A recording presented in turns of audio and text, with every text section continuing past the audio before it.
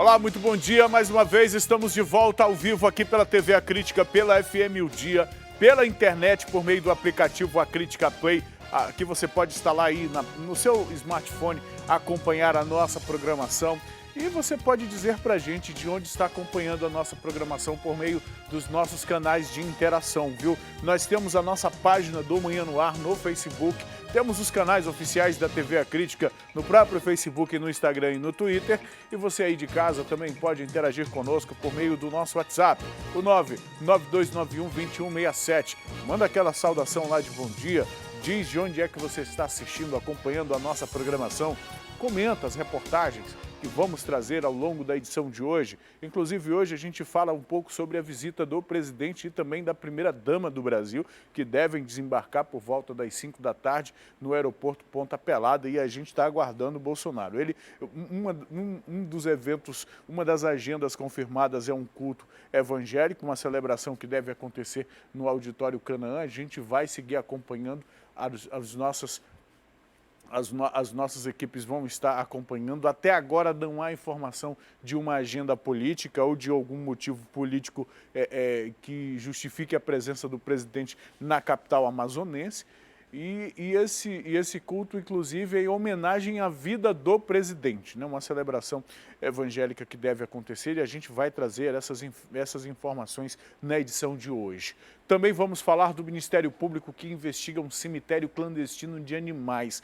Proprietários de clínicas e consultórios veterinários são alvos dessas investigações. Pode ser que estes locais estejam utilizando um cemitério clandestino enfim, a gente vai acompanhar, vamos trazer uma reportagem sobre isso. Hoje também a gente vai trazer dois acidentes, né? Informação sobre dois acidentes muito graves que ocorreram durante esta noite e madrugada. Em um deles, um jovem perdeu a vida, uma colisão entre motos ali no Distrito Industrial.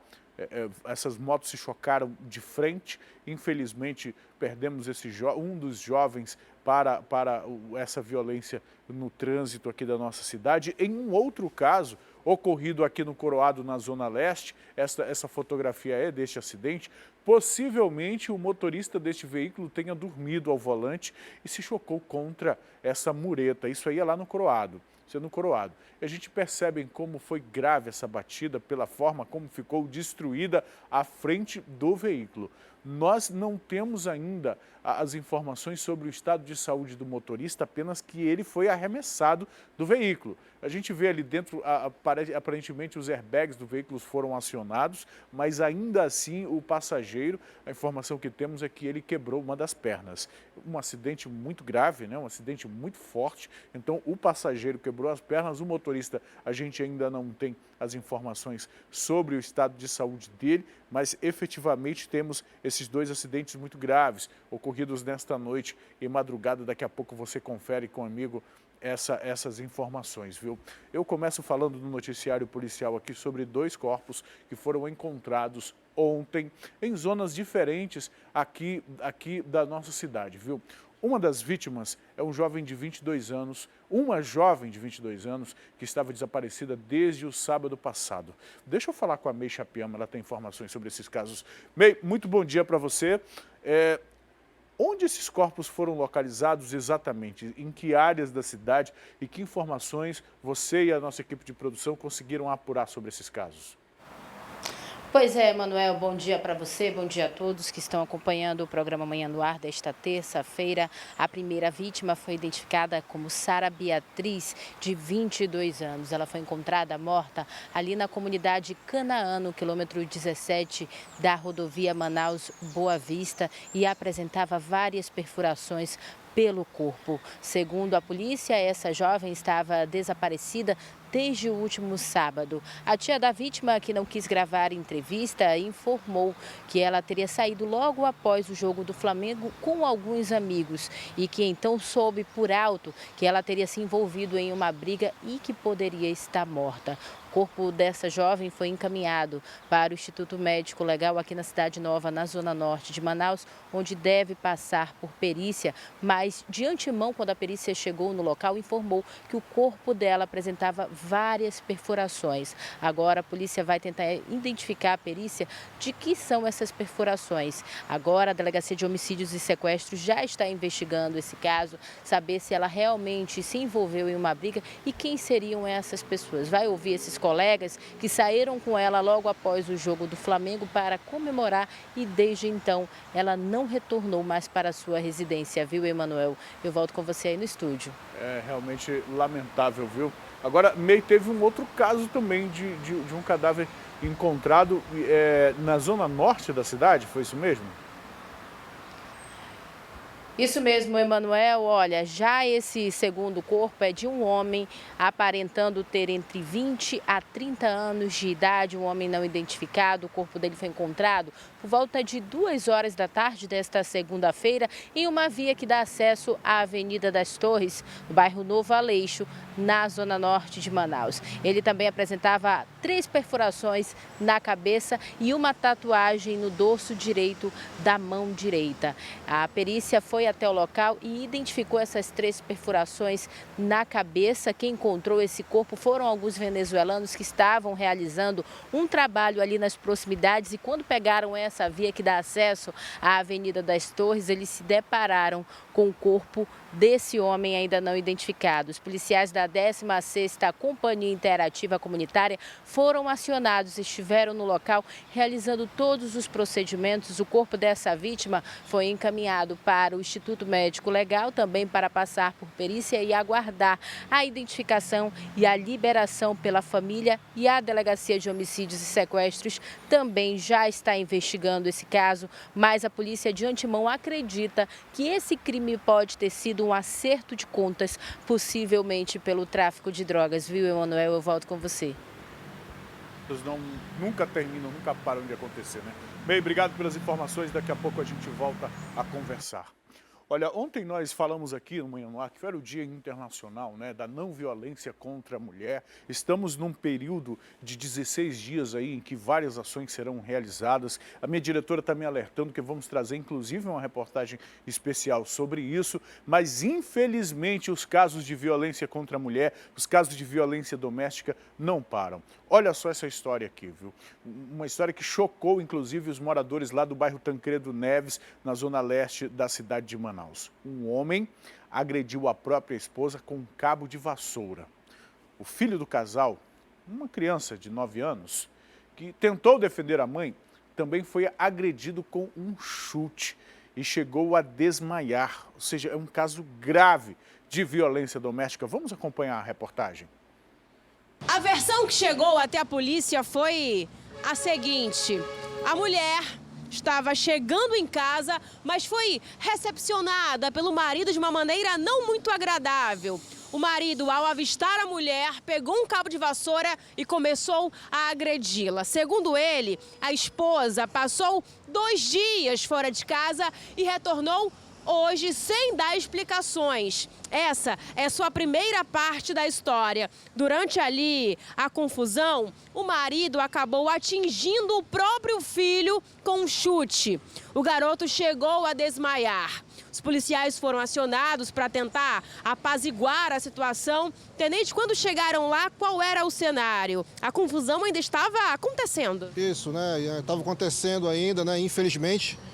Mais uma ocorrência aí de violência doméstica, mas na hora que nós chegamos no local, né, o acusado foi detido, né, foi preso, dado voz de prisão ao mesmo, né, e conduzido o mesmo também com a sua esposa, né, e a criança que foi atingida, eles foram conduzidos para a Delegacia da Mulher. Agora, tenente, a parte triste dessa história é que uma criança de 9 anos presenciou toda a confusão. Ele teria tentado ali ajudar a mãe no momento das agressões? Exato, né? Você sabe que a criança, quando fica na situação, né, é complicado. Ele tentou apaziguar, né, a briga, mas infelizmente ele foi atingido com um chute, né, e desmaiou no local. Né? Mas na hora que nós chegamos ele já estava bem, né, e foram todos conduzidos à Delegacia da Mulher. Conversando ali com os familiares, com os mais próximos, vocês tiveram a informação de que esse marido sempre foi agressivo com essa esposa? Sim, né? O que os vizinhos, né, informaram que ele realmente é uma pessoa meio violenta com a mesma, certo? O mesmo, com essa violência toda, né? E os vizinhos já o denunciaram, né, também. Mas só que dessa vez ele foi pego e conduzido à delegacia. Tá certo, tenente. Muito obrigado pelas informações. Tanto a vítima quanto o agressor, os pais da criança e o menino de 9 anos foram encaminhados até a Delegacia da Mulher, onde um boletim de ocorrência foi registrado.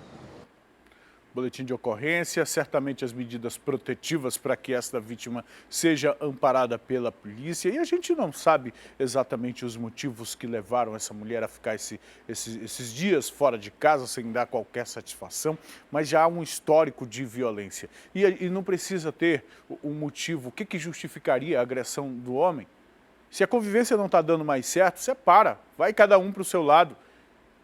Não tem o que justifique esse tipo de violência, esse tipo de comportamento. Porque a mulher merece apanhar, é isso? Onde é que está escrito isso? Quem foi que determinou isso? Está na cabeça, numa mentalidade machista, atrasada, do século sei lá de quando, de uma sociedade onde os homens achavam que estavam acima de tudo. Porque parte da nossa civilização foi desenvolvida a partir deste princípio. A gente deve muito à cultura grega, deve muito à ideia de metrópole, de sociedade, de tudo isso. Mas naquele tempo lá, as mulheres e os escravos tinham o mesmo patamar. Ou seja, não tinham lugar social. É nesse tempo aí que a gente vive? Não é mais nesse tempo, não. Nós não estamos mais nesse tempo. Nós não estamos. A contribuição das mulheres para a nossa sociedade é tão importante quanto a dos homens. E, enfim, direitos iguais para todos. Então, se o homem, se os machões aí acham que não podem ser agredidos, ninguém me bate, ninguém isso, ninguém aquilo, cadê os direitos das mulheres? Onde é que ficam? A minha diretora está me passando as informações aqui, minha diretora. De acordo com a ONU, informações da ONU divulgada ontem, 1 a cada 5 mulheres no mundo sofrem agressões. 1 a cada 5 sofre algum tipo de agressão. Imagina, ontem a gente trouxe o relógio da violência, você aí no seu telefone, você pode abrir e verificar quantas mulheres já foram agredidas física ou verbalmente. Está aí, olha, 13 mil mulheres, 13.500 mulheres já foram agredidas apenas de meia-noite para cá. Essas são apenas as denúncias registradas. Porque se essa informação que a ONU passa aí, que de 5, 1 é agredida ou já foi agredida no mundo, esse relógio aí estaria explodindo, não seriam apenas 13 mil. Como os vizinhos desta mulher aí já declararam para os policiais. Não, o homem tem um comportamento abusivo, já bateu várias vezes e dessa vez foi denunciado e pego no flagrante. Batendo na mulher com um cabo de vassoura é um absurdo uma situação, é um absurdo. E olha só esse outro caso também absurdo registrado no bairro Nova Vitória. 3 crianças foram resgatadas pela polícia após serem deixadas trancadas em casa pela própria mãe. Os vizinhos, cansados de ouvirem o choro dos pequenos, ligaram para as autoridades que precisaram arrombar a porta. A mulher estaria fora da residência desde sábado. Esse caso chocou e comoveu os moradores aqui da Rua Vitória, no bairro Nova Vitória, na zona leste de Manaus. Simplesmente os próprios vizinhos acionaram a polícia. Quem atendeu essa ocorrência foram os policiais militares da 4ª Companhia Interativa Comunitária. Eles receberam a informação de que crianças estariam abandonadas dentro de uma casa. Então os vizinhos, após ouvirem muitos gritos e choros, resolveram ligar para a polícia. Imediatamente a guarnição, tendo essas informações em mãos e todo o endereço de onde isso estaria acontecendo, esse abandono de incapaz, eles foram até o local informado. Inclusive nós estamos bem próximo onde esse caso aconteceu. Chegando no local, eles realmente ouviram muitos gritos e choros, desespero dessas crianças que estavam sozinhas. Só que eles encontraram o primeiro obstáculo. A casa estava completamente fechada. Foi aí que a guarnição e os vizinhos tiveram uma ideia, conseguiram um instrumento ali por perto e conseguiram arrombar essa porta. E como a gente pode ver nos registros, um cenário de abandono, bagunça, sujeira e nenhum alimento para essas crianças. Segundo informações repassadas pela polícia, essa mãe, uma mulher de 23 anos, teria saído de casa para se divertir ainda no último sábado, dia 23 de novembro, e não voltou para casa, nem no dia seguinte. Então, chegando no local, foi encontrado o local exato da ocorrência e choros, muitos choros de criança, né, desesperada dentro da residência e trancadas, né. A guarnição conseguiu abrir a porta da casa, né, forçando o arrombamento da porta, e conseguiu resgatar as crianças, né, de 5, 3 e 1 ano e 7 meses. Cenário triste, né, as crianças abandonadas, chorando muito, desesperadas, com fome, né. Foi verificado que não tinha realmente nada lá na residência para elas comerem e foi isso. Após a guarnição chegar no local, a movimentação em frente a essa residência era muito grande. Inclusive, o tio das crianças, no caso, o irmão dessa mulher de 23 anos, acabou aparecendo no local. E ele confirmou aos policiais militares que ela costumava sair para se divertir e deixava as crianças sozinhas dentro de casa. O próprio irmão dela, né, confirmou a situação e confirmou essa informação de que ela é acostumada a praticar esse ato, né, sair e deixar as crianças abandonadas, trancadas em casa. Parece que no momento que vocês conseguiram entrar na residência, a mãe chegou. O que ela alegou à guarnição que atendeu a ocorrência? Segundo ela, tinha ido se divertir, né, na companhia de seu namorado, lá, seu companheiro. As crianças e a mãe, que foi flagranteada por abandono de incapaz, foram encaminhados à delegacia especializada em proteção à criança e ao adolescente. Ela, após os procedimentos cabíveis, deve ficar à disposição da justiça. Já as crianças estão sob os cuidados de uma pessoa da família. Como é que alguém consegue se divertir deixando os filhos trancados em casa nessas condições? Nessas fotografias, por exemplo, a gente vê o estado fora essa, olha aqui, para aí, por favor. Para cair nessa imagem aqui, ô Vanusa, lá na imagem da geladeira. Nada para essas crianças. Nada, uma garrafa de água. Sequer parece que está funcionando a geladeira. Deixa rodar as imagens, por favor. Olha as condições desta casa. Olha as condições desta casa. Que tipo de condições essas crianças estão vivendo ou estavam vivendo? Abandono, é uma condição de abandono. Uma condição de abandono. Como é que uma mãe consegue se divertir? Como é que alguém consegue se divertir? Só pode ser alguém absolutamente sem consciência. E aí tem também aí a figura do namorado, né? do namoradinho. O cara sai para se divertir com a mulher e esquece que ela tem filhos? Que tipo de compromisso? Começa por aí, o cara não quer saber, não está preocupado em algum compromisso com essa pessoa. E vem aquilo, meu irmão, vem uma criança, vem duas, nenhum tipo de compromisso, daqui a pouco vem outra criança para ficar nessa situação. É realmente um absurdo e a gente espera que as autoridades, a gente espera que o serviço social realmente possa agir. O melhor lugar, a gente imagina que para uma criança é ao lado da mãe, é recebendo os cuidados, o carinho, o amor de uma mãe. Mas nessas situações aqui, nessas condições, alguém já com um comportamento repetido e repetitivo de sair para se divertir, deixar os filhos trancados, desde sábado, um fim de semana inteiro, deixar as crianças chorando em casa com fome, nessas condições, é realmente um absurdo. 6h29. Vamos acompanhar as imagens das cidades, do alto, as imagens com Alex Gomes e o drone da TV A Crítica, ele que sobrevoa a Avenida Djalma Batista nesse momento, e a gente percebe a movimentação do trânsito na Djalma Batista. Isso aqui é Djalma Batista, ali naquela área ali com a Daci Vargas, né? Com a Daci Vargas, no cruzamento com a Daci Vargas. E a gente percebe, pelo menos nesse trecho aqui, a Djalma Batista está tranquila. Seguindo para o centro, quem está seguindo para o centro agora às 6h29, a Djalma Batista é uma opção. Se tornou uma opção para o motorista por conta da interdição lá da Constantino Neri. Então muitos motoristas preferem realmente seguir para a área central da cidade, para a zona centro-sul da cidade, na verdade, pela Djalma Batista, e o motorista que fizer isso neste momento vai encontrar um trânsito muito ameno, viu? Vamos aproveitar essa imagem que o Alex traz para a gente da cidade de Manaus, pedir até para ele ganhar uma certa altitude para a gente ter uma visão mais panorâmica da cidade e trazer a previsão do tempo para hoje, para essa terça-feira.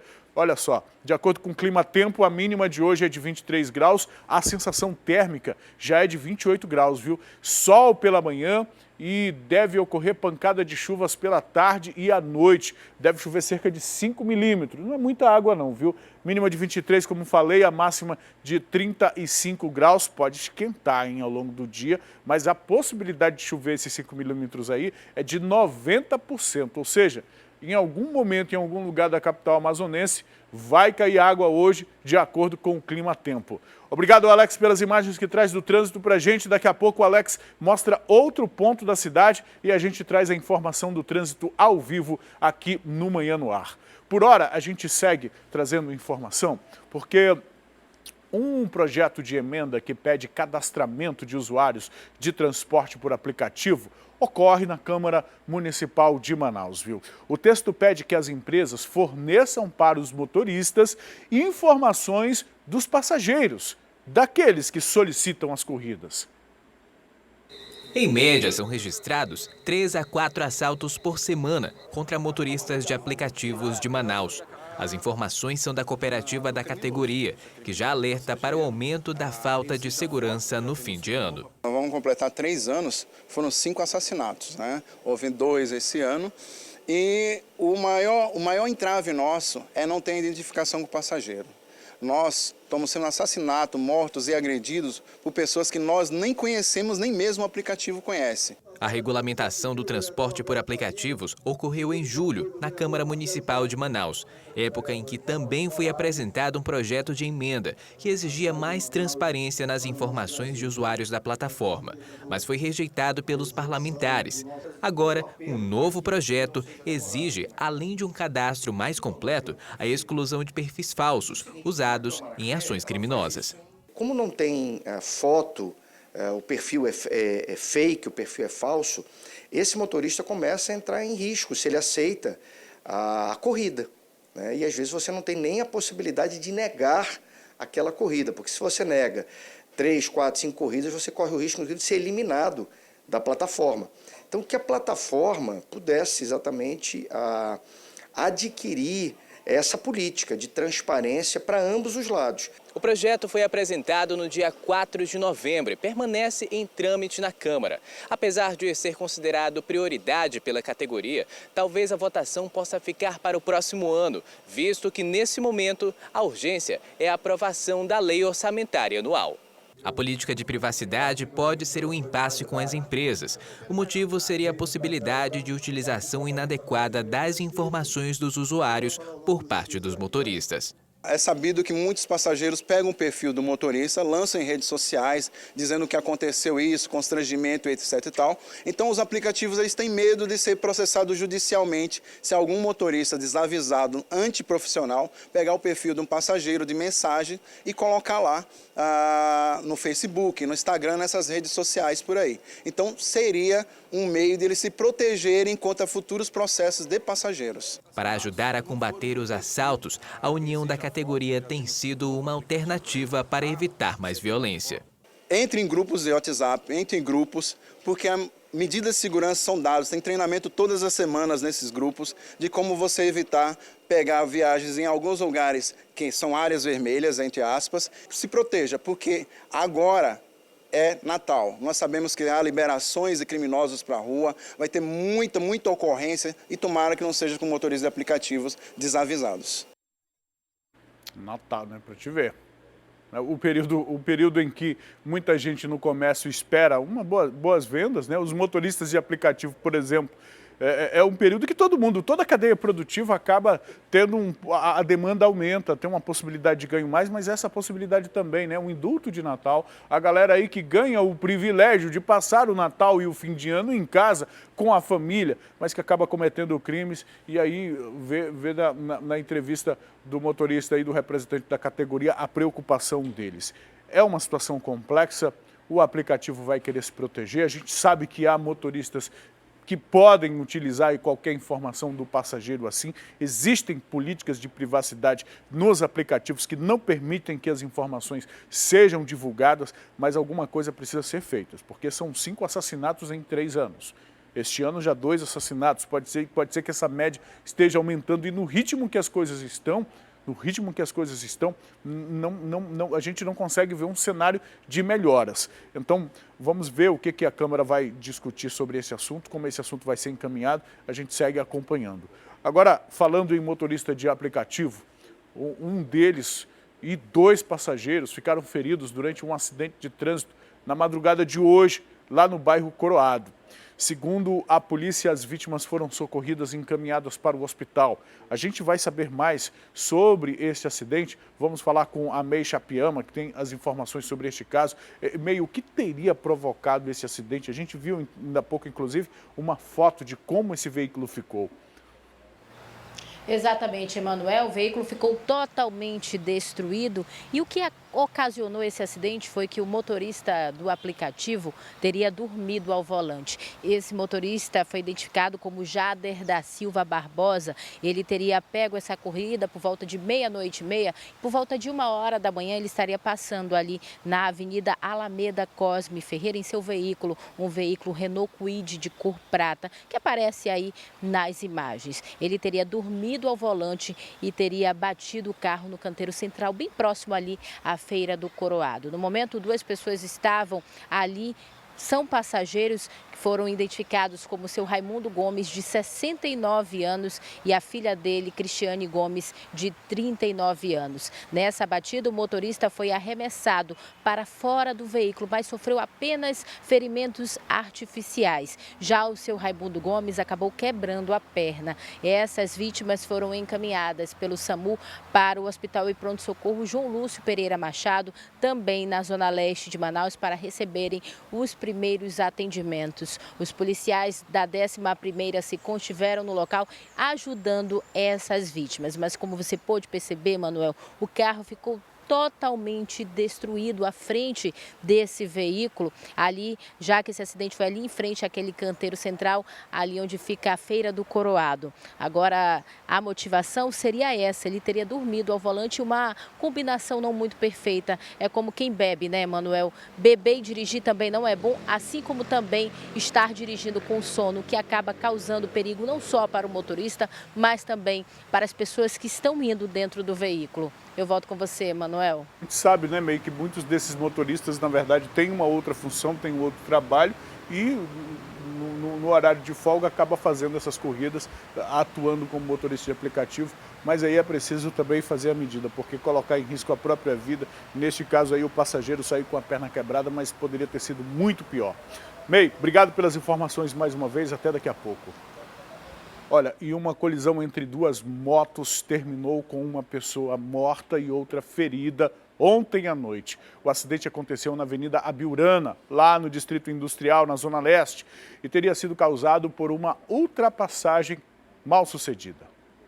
Nós estamos aqui na Avenida Abiurana, no Distrito Industrial, na Zona Leste de Manaus, onde um homem identificado como Arnailson Brito, de 28 anos, sofreu um acidente e morreu, ainda aqui no local. De acordo com as informações repassadas pelos policiais militares que atendem essa ocorrência, o Arnailson estava a caminho da faculdade. Foi quando, nesse trecho da Avenida Abiurana, ele vinha descendo e um outro motociclista estava vindo na direção contrária. Durante a passagem dos dois, o outro motorista de 29 anos tentou fazer uma ultrapassagem e não percebeu que o Arnailson estava também no mesmo caminho. Foi então que eles se chocaram. Os veículos, as 2 motos, colidiram e o Arnailson acabou morrendo aqui no local. Os familiares da vítima, inclusive, estão aqui pela região e preferem não gravar a entrevista. Entretanto, comentaram que o Arnailson era uma pessoa de bem, trabalhador e que estava a caminho da faculdade, ele que cursa arquitetura. E, infelizmente, teve esse destino trágico aqui na Avenida Abiurana. Este outro motociclista, de 29 anos, foi socorrido ainda com vida pelo SAMU e encaminhado para o Hospital e Pronto-Socorro 28 de agosto com diversas fraturas pelo corpo. É lamentável realmente, né? Um acidente fatal, leva mais um jovem desses que estão aí se esforçando para contribuir com a sociedade, indo para a faculdade, trabalhando, enfim, a gente só lamenta e se solidariza com a família. A gente segue com a informação aqui no Manhã no Ar, trazendo mais uma reportagem, mais uma execução na zona sul da cidade, lá no Prosamin Mestre Chico, um homem executado a tiros. Executado a tiros, mais uma dessas execuções. A gente tem uma reportagem, vamos saber os detalhes. Um homem que ainda não teve a identidade revelada, mas é conhecido como Balão, foi baleado uma vez, de acordo com os policiais militares da 1ª Companhia Interativa Comunitária, aqui no Prosamin do Mestre Chico, na zona sul da cidade. De acordo com as informações repassadas pelos policiais, a nossa equipe de reportagem, toda a situação começou aqui. Esse homem ele estaria caminhando pela região quando os suspeitos teriam parado em um veículo preto e descido.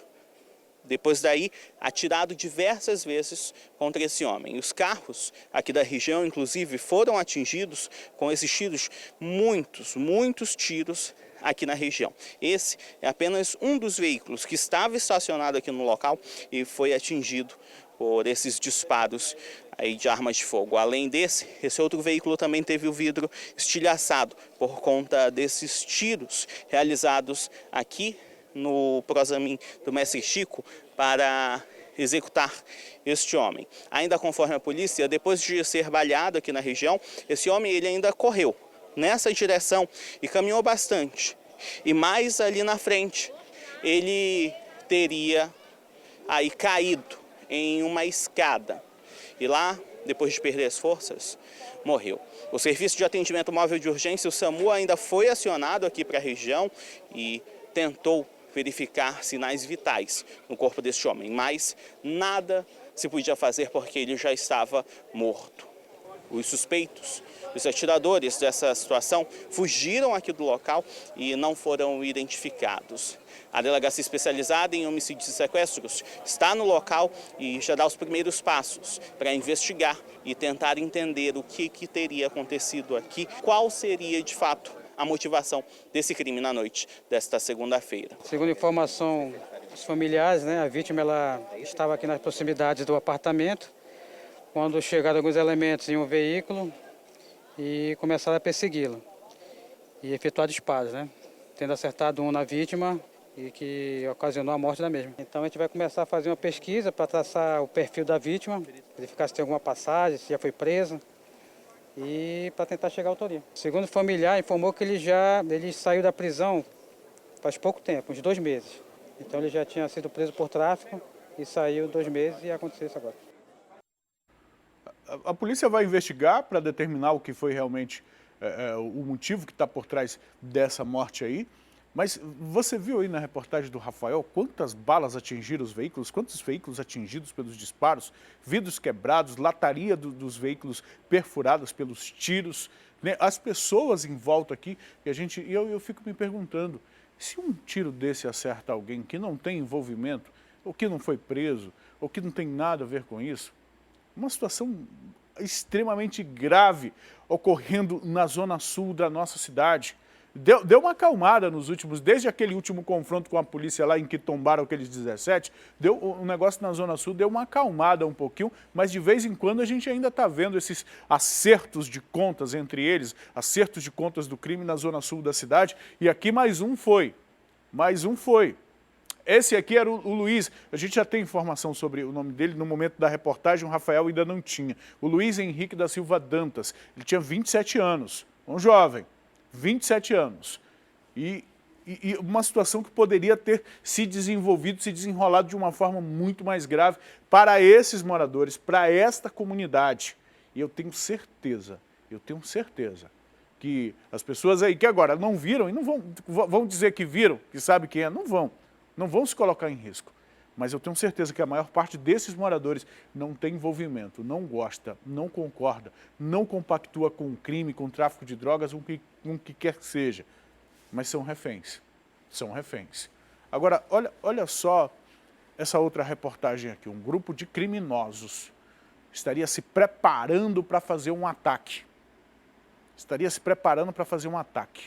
Lá no Fazendinha, na comunidade Fazendinha, na Zona Norte. Só que uma denúncia anônima levou os policiais até eles. E aí, durante a abordagem, houve troca de tiros. Um homem morreu, 5 pessoas foram presas e 2 adolescentes apreendidos durante esta operação aí da Força Tática. O Rafael também esteve lá e acompanhou esse caso. Uma denúncia anônima para o Linha Direta dos policiais da Força Tática resultou na prisão de 5 homens, na apreensão de 2 adolescentes e na morte de um outro homem que trocou tiros com os policiais militares da Força Tática após receberem essa denúncia. Uma equipe foi checar a informação de que um grupo criminoso estava se preparando para realizar um ataque, uma possível chacina na Fazendinha, comunidade que fica na Cidade Nova, na zona norte da capital. Depois de receber essa denúncia e ir até o local, eles encontraram diversos suspeitos que, ao avistarem o giroflex e o nome Força Tática, começaram a correr, porque a perna ficou tremendo. Eles então fugiram e a polícia, equipada e preparada, foi atrás desse grupo. Um deles resolveu então trocar tiros com os policiais e se deu mal. Ele ainda foi socorrido e levado para o Hospital de Pronto-Socorro 28 de agosto, na zona centro-sul de Manaus, mas não resistiu aos ferimentos e foi a óbito na unidade hospitalar.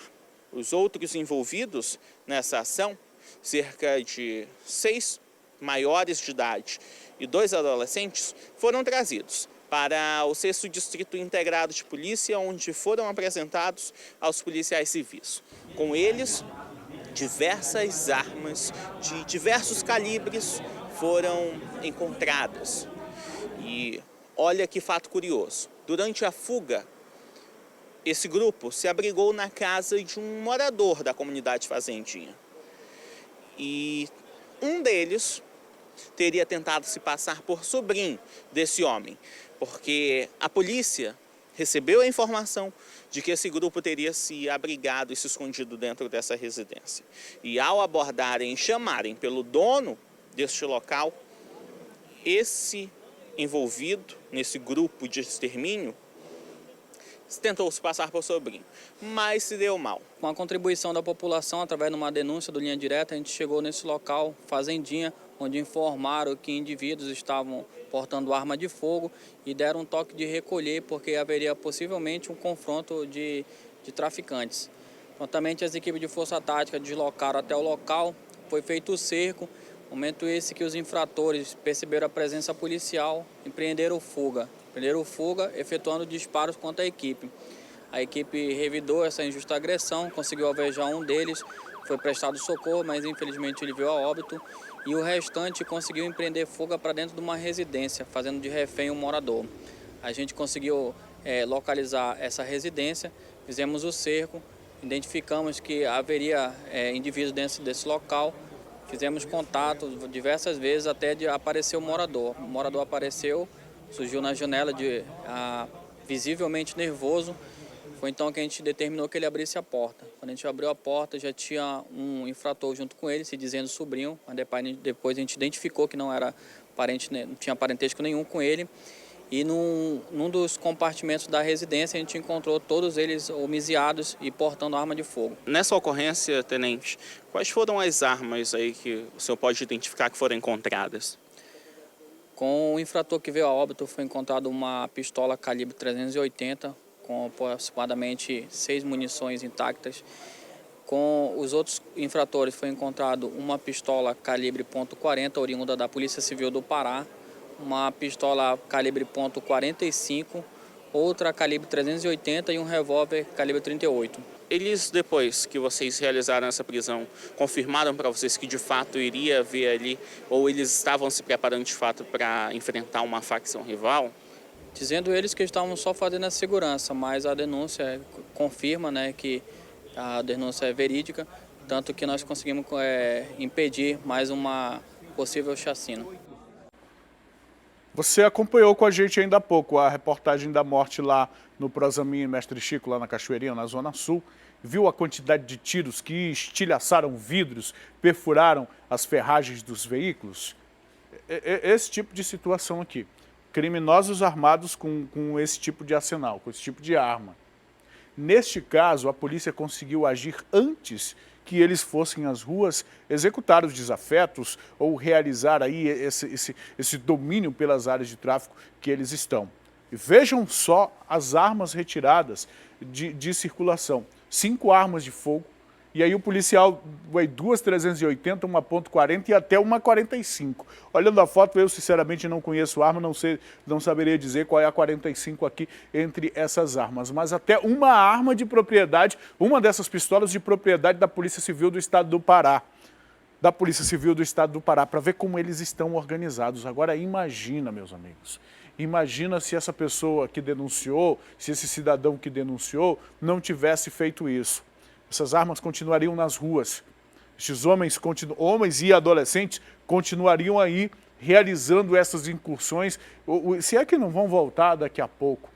Mas o que eu gostaria de reforçar aqui é como é importante a participação do cidadão, contribuindo com o sistema de segurança pública, realizando a denúncia. É a nossa parte. Infelizmente, o cidadão não tem muito incentivo para fazer isso. No Brasil, hoje, todo mundo precisa de um toma da lá, da cá, né? As pessoas só fazem quando tem algum interesse. O governo poderia aproveitar isso, incentivar o cidadão de alguma forma a fazer a denúncia. Porque hoje quem é correto acaba passando por, é corretinho, é otário, quer ser melhor do que os outros. Não é nada disso, não. A gente precisa contribuir, porque quanto mais segura for a nossa cidade, melhor para nós e para os nossos filhos, para os nossos vizinhos e para todo mundo. Uma denúncia levou a polícia até isso aqui. Um dos criminosos tentou enfrentar a polícia. Infelizmente, a gente viu as imagens do corpo dele sendo carregado para o IML. Mas quantos não estariam no IML agora, resultado dessa atuação deles? E não para por aí, não. Não para por... Olha como é importante as pessoas denunciarem. Porque a gente vai trazer um outro caso que pode estar relacionado a esse tipo de acerto de contas. Um homem foi executado com pelo menos 6 tiros. 6 tiros. Lá na Compensa, no bairro Compensa, na zona oeste da cidade. Essa vítima estava conversando com amigos quando foi surpreendida por homens armados e encapuzados. Deixa eu conversar com a May Chapiama mais uma vez. May, tá complicado, né? Já pensou? Conversando na frente de casa ou perto de casa com amigos, chegam homens encapuzados e começam a distribuir tiros, aí um risco para todo mundo. Você tem informações sobre este caso? O que teria motivado este crime? Enfim, traz pra gente, por favor. Pois é, Manuel, a motivação desse caso, segundo a polícia, seria um acerto de contas pelo tráfico de drogas, já que essa vítima tinha envolvimento com o tráfico ali no bairro da Compensa. Ele foi identificado como Davi Jesus de Souza, ele tinha 36 anos e era conhecido ali na área como Riquinho. Segundo informações da polícia e também de algumas testemunhas que presenciaram esse homicídio, a vítima estava sentada ali próximo ao Beco São João, ali na Rua Amazonas, no bairro da Compensa, quando esses homens chegaram em um veículo de modelo Gol de cor preta. 2 desses homens desceram encapuzados e já foram atirando contra essa vítima que foi atingida com pelo menos 6 tiros. Um vídeo foi gravado ali por algumas testemunhas que estavam no momento desse crime, que mostra ele agonizando ali na calçada. Ele foi encaminhado ainda para o SPA Joventina Dias, ainda com vida, mas ele morreu minutos depois de dar entrada na unidade hospitalar. Como eu disse anteriormente, para a polícia esse crime pode ter sido um acerto de contas pelo tráfico de drogas, já que o David Jesus, de 36 anos, tinha envolvimento com o tráfico. O corpo dele foi encaminhado para o Instituto Médico Legal na Zona Norte de Manaus e a Delegacia de Homicídios já está investigando esse caso para tentar chegar nesses autores, saber quem são essas pessoas que chegaram encapuzadas ali próximo ao Beco São João, no bairro da Compensa, Emanuel. Eu volto com você. Ok, May, obrigado pelas informações. Olha, a May fala aqui que a delegacia está investigando, e investiga mesmo. Esse caso que a gente vai trazer agora é um exemplo disso. Um jovem de 20 anos, identificado como Jonathan Guedes, foi preso. Esse rapaz que está aparecendo no seu vídeo aí, ele foi preso por homicídio e tentativa de assassinato lá na zona norte da cidade. Um caso que aconteceu no ano passado e que teve como vítima pai e filho.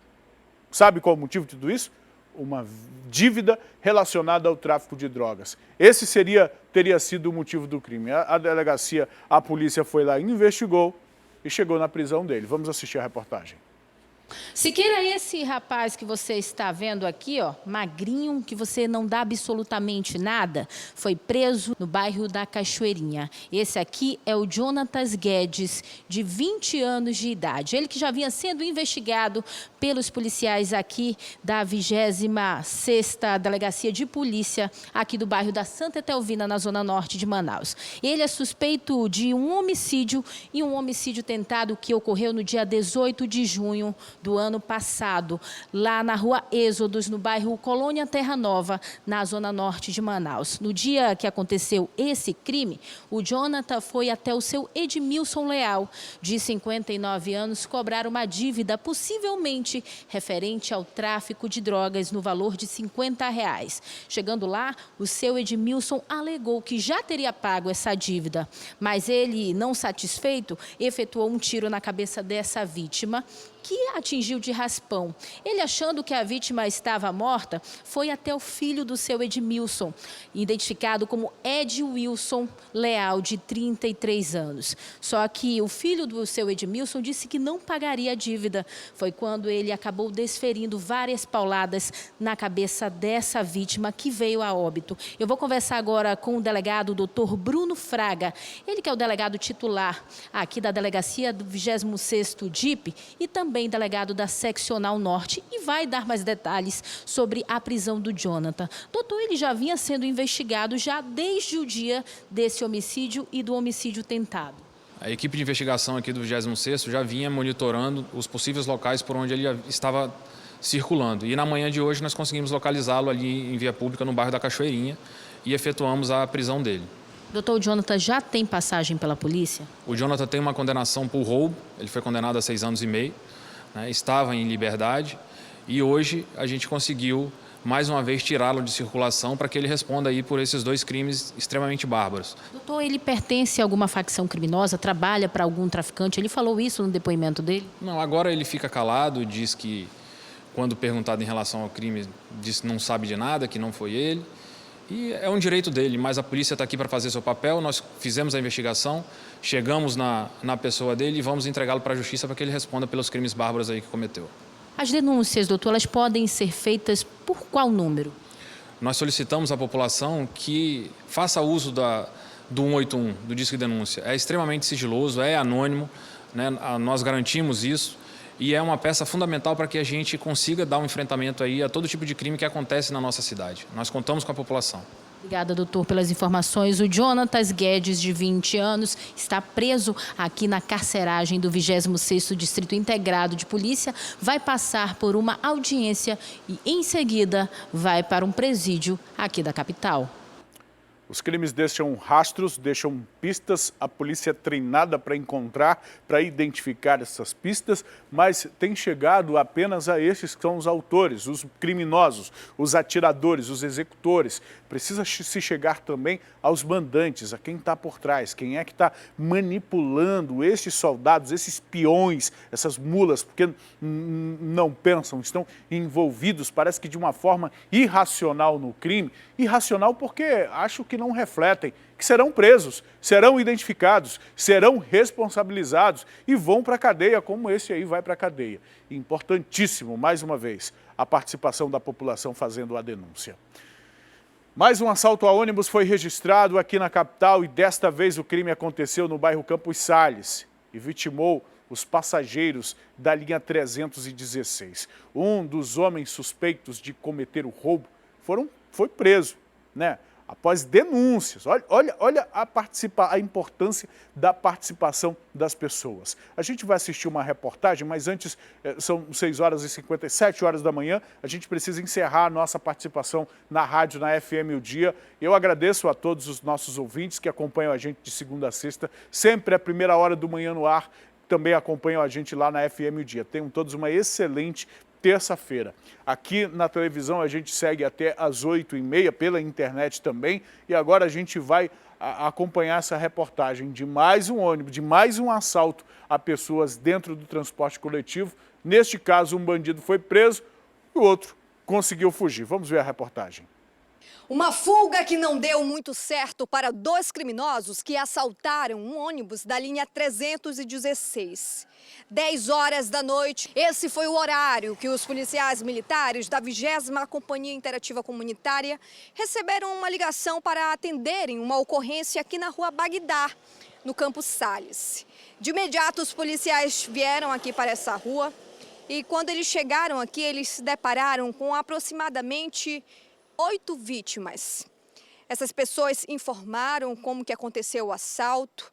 3 pessoas entraram no ônibus armados com facas, anunciaram o assalto. Inclusive, um desses assaltantes, ele era bastante agressivo.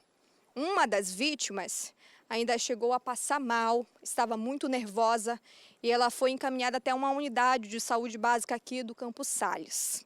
As vítimas informaram todas as características dos 3 assaltantes. A polícia militar fez um cerco aqui nessas redondezas da rua Bagdá, nessas proximidades aqui do bairro Campos Sales. Lá no finalzinho da rua, os policiais encontraram 2 homens com as mesmas características repassadas pelas vítimas. Os policiais resolveram abordar e rapidamente fizeram uma foto e foi encaminhada até as pessoas vítimas desse assalto que reconheceram os 2 homens. A polícia, após fazer análises dos nomes desses 2 assaltantes, que foram identificados por Lucivaldo Ribeiro, de 30 anos, e o Michael Melo, de 28 anos, foi constatado que o Lucivaldo ele tinha um mandado de prisão em aberto. O Lucivaldo já estava com mandado de prisão por receptação, crime de receptação. O terceiro assaltante não foi encontrado. O Lucivaldo e o Michael, os policiais conseguiram encontrar com eles celulares, bolsas e outros pertences das vítimas. As vítimas identificaram positivamente os 2 e foram encaminhados lá para o 19º, junto com os materiais que foram subtraídos das vítimas e os duas facas do tipo peixeira com os 2 indivíduos. Então o terceiro suspeito permanece aí? Aí vai ficar para a Polícia Civil para fazer esse trabalho aí. Vamos esperar que a polícia faça realmente o trabalho dela. E tem feito. Clientes de uma lanchonete passaram momentos de terror durante um assalto no bairro Raiz, na zona sul da cidade. As vítimas foram surpreendidas por uma dupla armada que exigiu celulares, dinheiro e a motocicleta de uma das pessoas que estavam lá no local. Esse assalto foi registrado aqui nessa lanchonete, na rua Correia Júnior, antiga Rua das Nações, no bairro da Raiz, zona sul de Manaus. Toda a ação foi filmada através das câmeras de segurança aqui do estabelecimento. Segundo informações de algumas testemunhas que estavam lanchando no momento em que essa dupla chegou e que não quiseram gravar entrevista por medo, eles relataram que esses dois suspeitos passaram aqui na Rua Correia Júnior pelo menos 2 vezes, tudo para verificar, acompanhar a movimentação aqui dessa lanchonete. Na 3ª vez, eles já entraram anunciando o assalto. Veja nas imagens que esse suspeito que está de boné branco já entra anunciando o assalto. Ele está com uma arma de fabricação caseira em punho. O outro comparsa, que está com uma mochila, já para na mesa onde 3 pessoas estavam lanchando e já pede todos os pertences, sai recolhendo os pertences e colocando dentro da mochila. O suspeito que está armado vai até o balcão da lanchonete onde está a esposa do proprietário e pede dela toda a renda ali da noite. Em seguida, um outro cliente chega sem saber absolutamente de nada. Ele então é surpreendido por um dos assaltantes que também pede todos os pertences dessa vítima. Esse outro cliente chegou em uma motocicleta e estacionou aqui em frente ao lanche. Foi então que esses suspeitos teriam pedido também a chave dessa motocicleta. Em seguida, depois de pegar todos os pertences dessas vítimas e também de pegar a renda do lanche, esses 2 suspeitos então pegam a motocicleta, roubam a motocicleta e fogem nesta direção da Rua Correia Júnior. Essa moto foi localizada alguns metros depois aqui do estabelecimento que foi assaltado.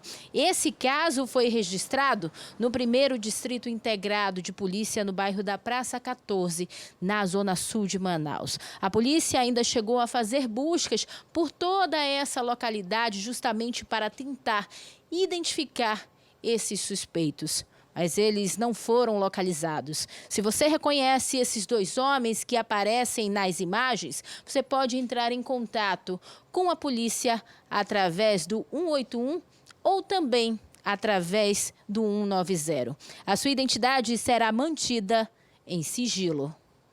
Eu não consigo entender a facilidade desses caras, desses criminosos, nem é tudo molecão, né? Você viu os outros 2 presos lá de invadir o ônibus e fazer as vítimas dentro do ônibus? Agora esses outros aí chegam na lanchonete com uma facilidade, né?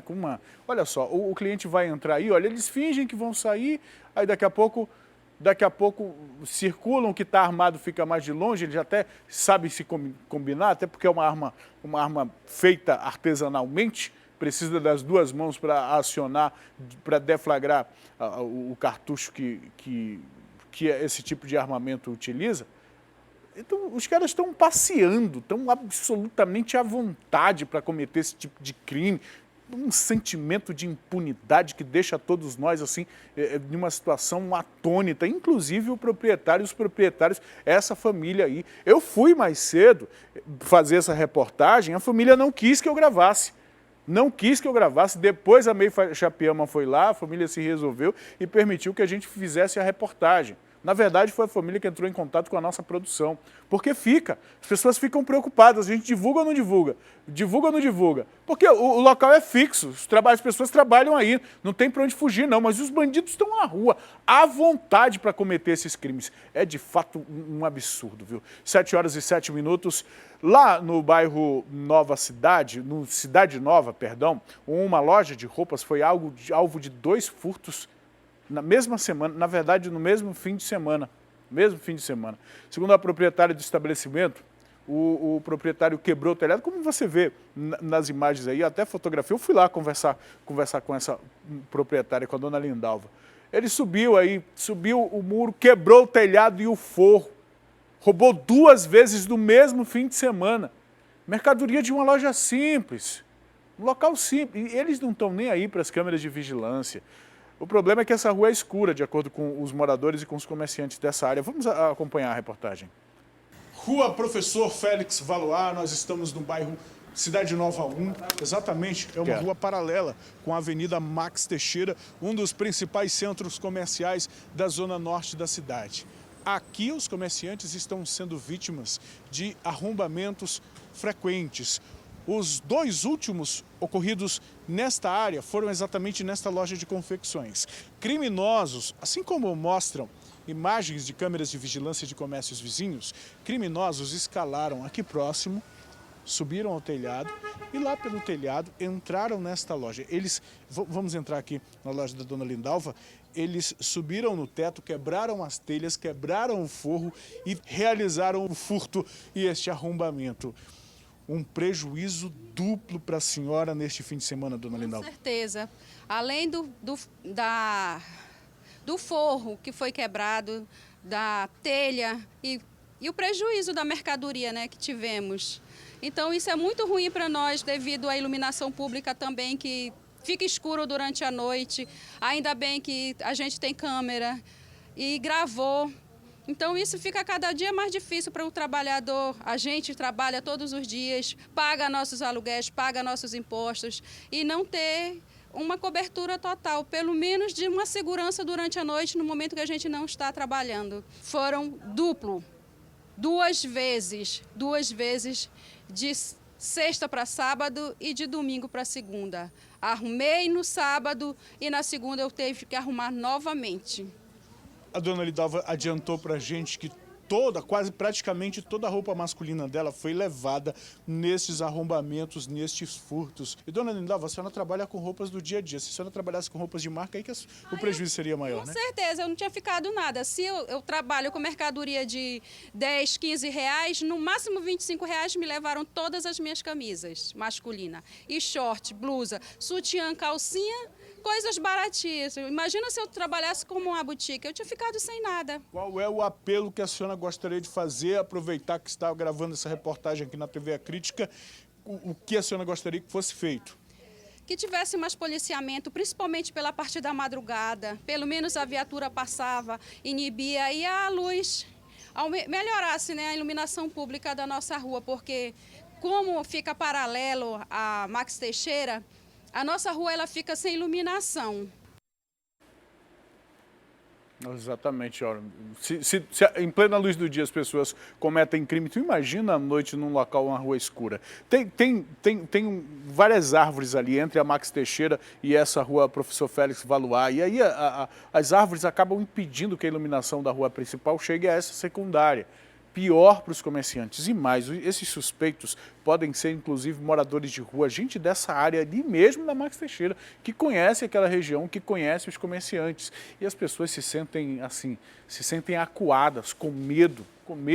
Já imaginou? Madrugada de sábado, madrugada de segunda-feira, na sequência, ainda bem que ela tinha mercadoria para repor, senão a loja estaria fechada por conta da ação desses criminosos. E a gente aproveita para pedir para as pessoas denunciarem, os números para denúncia estão aí no seu vídeo. Vamos mostrar a participação dos nossos telespectadores por meio do nosso WhatsApp, 9291-2167. Bom dia, Manuel, e a todos do Manhã no Ar. Parabéns ao Alex pelas imagens da nossa cidade. Muito útil antes de sair de casa. É o Clenildo do Japim que está dizendo, mandando essa parabenização aí para o Alex. Obrigado, Clenildo. O Alex arrasa, né? Bom dia, desejamos a todos um dia cheio de bênção e paz. Bênçãos e paz. Que Deus abençoe todos nós. É a família Martins desejando isso. Tudo de bom para a família Martins. Olha, meu Deus, que coisinha linda. Duas coisinhas lindas aqui. Bom dia, Emanuel. Já estamos ligadinhos no programa de todos os dias com minhas duas princesas. É a Daphne e a Aurora. Manda beijo para elas. É a Jéssica lá do Mutirão. Para você também, Jéssica. Para a galera aí do Mutirão acompanhando a nossa programação. Tem mais, olha. Manhã no Ar, informação com qualidade. Bom dia, Manuel. Aqui é o Luciano Neto de Iranduba. Abraço para a comunidade Cristo Rei, para todo mundo aí de Iranduba acompanhando nossa programação. E olha só esse aqui. Bom dia, galera de Parintins. Já estou ligadinho aqui como todos os dias. O Cauã, até que acordou cedo hoje para assistir o Manhã no Ar, mas não aguentou e capotou. Olha aí. O Cauã, esse é daquele tipo lá que passa a noite acordado, de manhã vai dormir, né? A Rafaela que está compartilhando a imagem do Cauã com a gente. Que lindo, né, meu Deus? Que lindo. Morar aqui no Fazendinha está cada vez mais perigoso. Há mais ou menos 2 semanas atrás chegou aqui um monte de bandido de lá do Monte Oreb para se esconder aqui na nossa comunidade. Acabou o sossego, porque desde que chegaram, o terror foi instalado na área. Obviamente que essa pessoa aqui não quer se identificar, e nem a gente vai identificar esse morador do Fazendinha. Vejam que nós mostramos aqui, inclusive, aquele cidadão lá que foi morto quando saía de casa às 5 da manhã para trabalhar, vítima de uma latrocínio. Hoje trouxemos a reportagem deste bando aí, em que um deles foi morto, e vejam o que foi o relato do policial. Invadiram uma casa para se esconder da polícia, um deles se passou como, eu sou sobrinho do dono da casa. Mas a polícia descobriu, um deles morreu no confronto, e vejam o relato do cidadão aí. É um clima de terror. Então, meu amigo, denuncie. Comunidade da Fazendinha, denuncie. Se souber onde os bandidos estão reunidos, têm armas, estão ameaçando, denuncia para a polícia. Discretamente, faz a denúncia.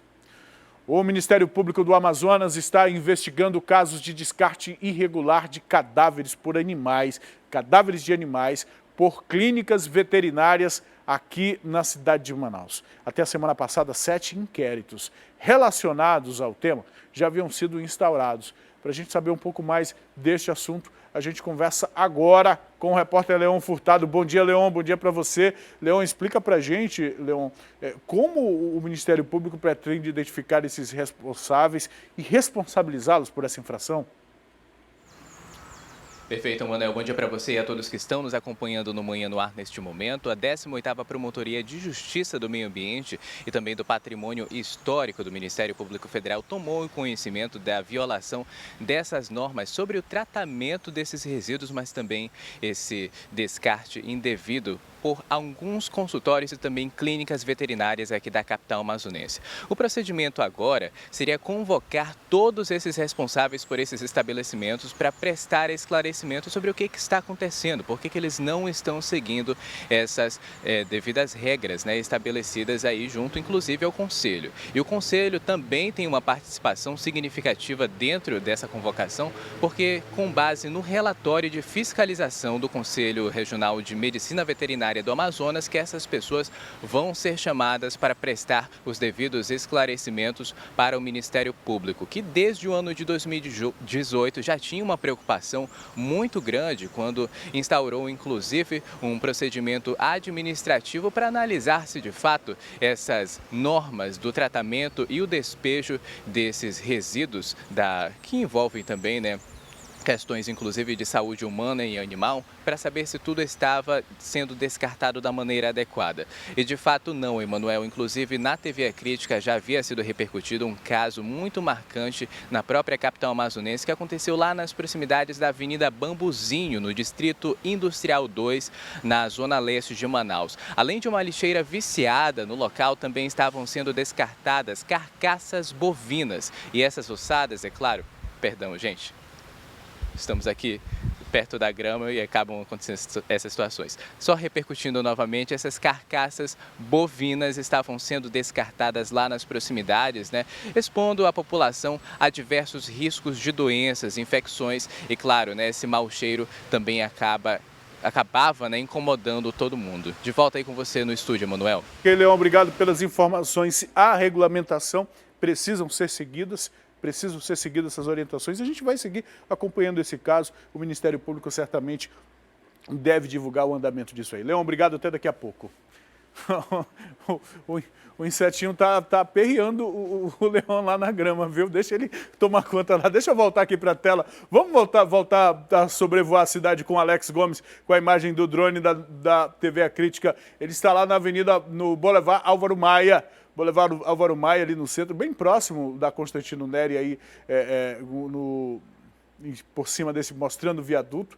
Você vê, quem vai para a Zona Oeste, o trânsito é tranquilo, mas quem vem de lá, quem está saindo pela Avenida Brasil, olha como o trânsito é complicado neste momento. A gente sabe, sobretudo depois que o São Jorge, a saída ali pelo São Jorge, está interditado por conta da obra que ocorre na Constantino Neri.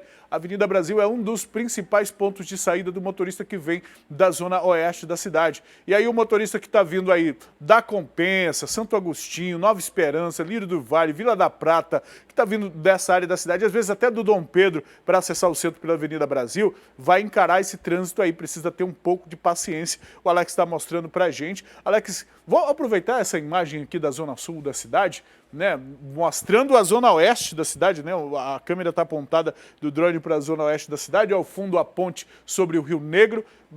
Coloca na tela, por favor, a previsão de hoje também, mais uma vez, para quem ligou a televisão ainda há pouco, saber que hoje a mínima era de 23 graus, né, porque não sente mais isso, a sensação térmica agora já é de 28 graus, com a máxima planejada ou prevista de 35 graus, deve chover ao longo do dia a 90% de possibilidade de chuva, viu? A 90% de possibilidade de chuva, e a gente está vendo aí, o céu está claro, né? Está um pouco mais aberto que nos dias passados, e aí a gente tem as imagens da cidade. Olha que imagem bonita, ao fundo lá o Rio Negro, o Alex mostra a Avenida Constantino Neri, ali à frente, um pouco mais à frente, o Terminal de Integração 1, e ele está girando o drone, daqui a pouco a gente consegue ver a continuação da Boulevard.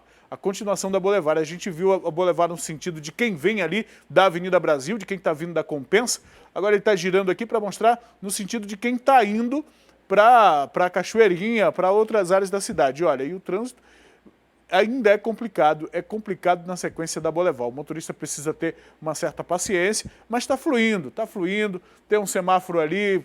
O pessoal que está saindo de casa essa hora, às 7h20 da manhã, já está acostumado com esse trânsito. É o trânsito de uma terça-feira de manhã na capital amazonense. Essa é a última participação do Alex Gomes, trazendo as imagens do céu da nossa cidade, mostrando aí a Boulevard Álvaro Maia para a gente. Obrigado, Alex, pela participação dele aqui com a gente. E a gente segue com informação aqui no estúdio do Manhã no Ar. A Defensoria Pública do Estado deve atender até o início do próximo mês as famílias afetadas pelo incêndio no bairro Educandos, ocorrido há quase um ano. Os valores das indenizações que vão ser pagas pelo Estado variam de 6 a 35 mil reais. Ana perdeu parte da casa durante o incêndio no bairro Educandos em dezembro de 2018. Agora, ela vai tentar receber a indenização anunciada pelo governo do estado. Se a minha casa não sair, tem que ficar lá mesmo. Eu quero ser indenizada mesmo no pedaço que queimou. Que eu derrubei uma laje, uma cozinha e um quarto e um banheiro. As famílias estão sendo atendidas pela Defensoria Pública, numa espécie de triagem. As pessoas que perderam as casas precisam comprovar que moravam na área atingida pelo incêndio. Questão de comprovante de residência, conta de telefone celular, que a gente pode pedir segunda via, conta de água, conta de energia também. Caso não possível, nós pedimos o BO de registro da época. Muitas famílias registraram no dia seguinte, na semana seguinte, o sinistro e lá comprovar também o seu endereço nesse documento da Polícia Civil. 245 audiências de indenizações já foram marcadas e vão acontecer até o dia 5 de dezembro. A previsão é que o pagamento comece a ser feito na primeira quinzena do próximo mês. Os valores das indenizações variam de 6 a 35 mil reais. No dia, a pessoa era dona e estava morando e sofreu a perda, o cheque mora de 35 mil reais. O segundo ponto é para a pessoa proprietária não moradora, ou seja, ela tinha a comprovação da residência lá, mas não morava lá. Ela recebe uma indenização também de 15 mil. E no terceiro ponto, terceira posição, nós temos os inquilinos e cedidos, aqueles que alugavam um local para morar lá. Eles vão ser indenizados pelos bens móveis que foram perdidos no incêndio, 6 mil reais. É importante a gente deixar aqui o alerta para essas famílias lá do Educandos que foram vítimas dessa fatalidade, desse incêndio, que procure a Defensoria Pública, não deixe para depois, para não perder a oportunidade de receber essa indenização, viu? E aí levanta o documento que tiver, se não tiver documento, fala com os vizinhos para darem um testemunho, para assegurarem por meio de testemunho, enfim, não pode perder a oportunidade, viu?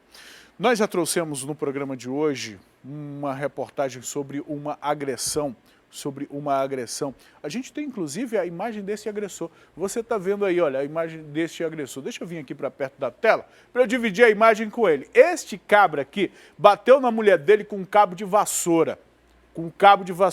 E como se não bastasse bater na mulher dele, ele deu um chute no próprio filho, uma criança de 9 anos, que o menino chegou a desmaiar, foi o que foi relatado para a polícia.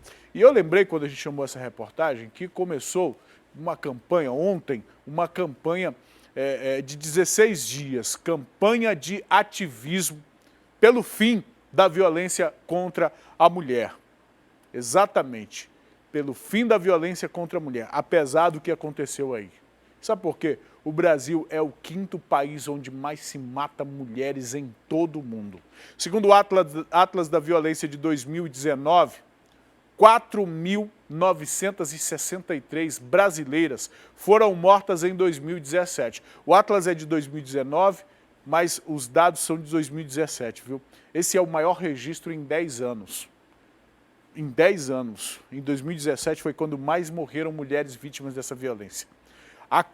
Essa campanha de ativismo aí é promovida pela Organização das Nações Unidas e vai até o dia 10 de dezembro.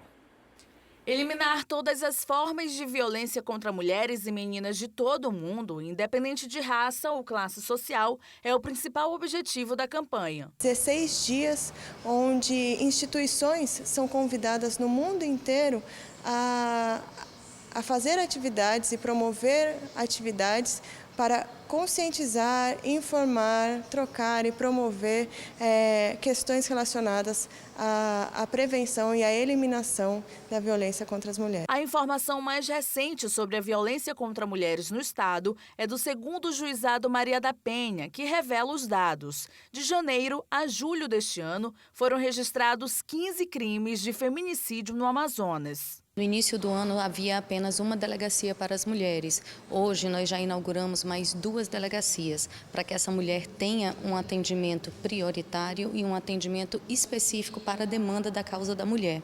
Estamos trabalhando fortemente com relação ao empoderamento financeiro, autonomia financeira, independência financeira dessas mulheres, para que elas evitem uma situação de violência e aquelas mulheres que já foram vítimas para que elas consigam romper com esse ciclo de violência. Então, além de trabalharmos a repressão com o aumento do número de delegacias, estamos expandindo essa rede de proteção da mulher para o interior. No país, o Amazonas é o 3º estado que mais mata mulheres. E, de acordo com o Fórum Brasileiro de Segurança Pública, 50% das vítimas de feminicídio são mulheres negras. Tem alguns números meio alarmantes. De 2017 foram 74 feminicídios, em 2018 89 feminicídios.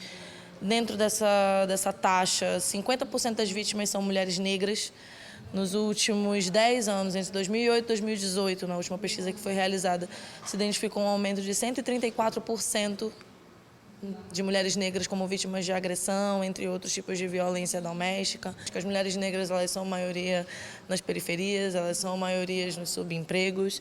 Então a gente tem que pensar que a desigualdade racial ela descamba para várias outras vertentes e, infelizmente, a violência contra a mulher também é uma delas. A Fundação Amazonas Sustentável, em parceria com outras redes, aderiram à campanha pelo fim da violência contra as mulheres, que reuniu personalidades femininas de vários segmentos do Amazonas. Palestras acerca do tema marcaram o início da programação que aconteceu na sede da FAES na noite dessa segunda-feira. Esse evento é um evento que nós estamos promovendo com esferas do governo, esferas da academia e também da sociedade civil para conscientizar, informar e trocar saberes para que a gente possa encontrar maneiras inovadoras de prevenir e eliminar a violência contra as mulheres. Aqui no estado do Amazonas, a incidência desses casos está aumentando porque as mulheres estão denunciando mais.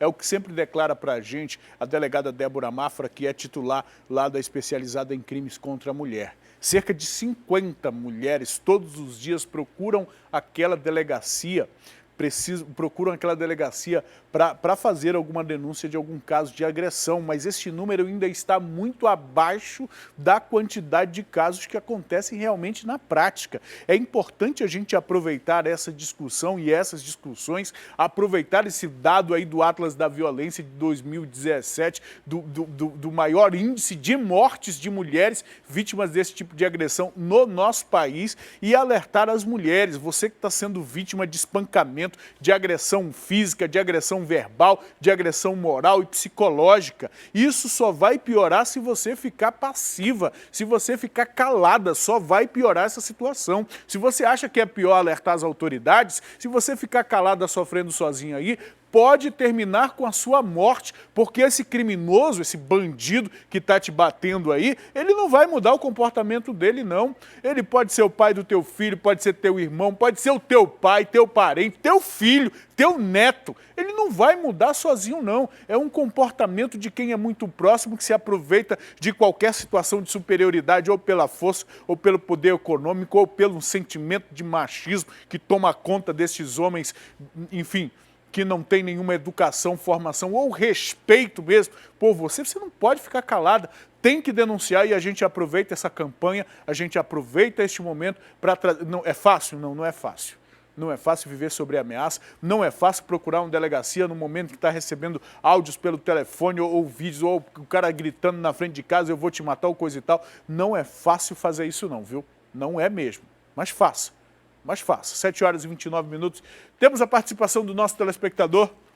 Eu me chamo Jonathan, vulgo JJ, assistindo antes do início de trabalho aqui no bairro Coroado. É o vulgo JJ, ele mesmo está se dando o apelido aí. Bom dia para ti, viu, Jonathan? Bom trabalho para você, vulgo JJ. Bom dia, Manuel. Aceita um cafezinho? Eldo, ali do Morro da Liberdade. Muito bem, Aldo. Obrigado pelo cafezinho. Vamos já tomar um aqui no estúdio. Bom dia, Manuel. Me chamo Daiciane. Moro aqui na Compensa 1. Todo dia eu assisto Manhã no Ar. Bom dia para você, Daiciane. Um abraço. Obrigado pela audiência. Olha esse de chupeta. Bom dia, Hugo Veríssimo, já ligado com todos os dias aqui de Petrópolis. E essa moça com a farda já deve ter ido para a escola. Bom dia, Manuel Cardoso. Manda um abraço para a Cidade Nova 2. Deus te abençoe, abençoe vocês também. A Ana Flávia. Bom dia, Galã de Parintins. Estamos ligados no programa. É a Joana. É Joana? É Joana que mandou para a gente, né? Muito bem, tem mais uma aqui. Olha, agora sim podemos ir trabalhar sabendo de todas as notícias da nossa cidade. É o Jason, né? Do Lago Azul. Jason. Bom dia, Manuel. Estamos ligadinhos no melhor jornal, é Yasmin Vitória, coraçãozinho para você também, Yasmin, coraçãozinho para você também. Quem é esse aqui? Bom dia, Manuel Cardoso, um abraço para o Santo Antônio, é o William, Manhã no Ar sempre em primeiro lugar, obrigado pela sua audiência, viu, William? Sempre obrigado pela audiência de todos vocês, 7 horas e 31 minutos, vamos fazer um intervalo, vou tomar um cafezinho aqui no estúdio, viu? Mas daqui a pouco a gente volta com a informação de que Manaus, não é informação nova não, viu? A gente precisa trazer. Cerca de 1.600 áreas consideradas de alto risco existem aqui na nossa cidade. Risco de deslizamentos, desabamentos, alagamentos e inundações. O Jorge Teixeira, lá na zona leste da capital, é o que concentra a maior quantidade dessas áreas. A gente vai trazer essa informação daqui a pouquinho. Você vai ver também que, de acordo com o estudo, 1 milhão de brasileiros estão sem energia elétrica na região amazônica, viu? Estima-se que 19% da população que vive em terras indígenas na Amazônia esteja sem acesso à energia elétrica, viu? Aqui no Amazonas, no estado do Amazonas, mais de quanto, diretora? Mais de 169 mil pessoas não têm energia elétrica. A gente confirma esses dados para você todinho, direitinho, daqui a pouco, depois do intervalo.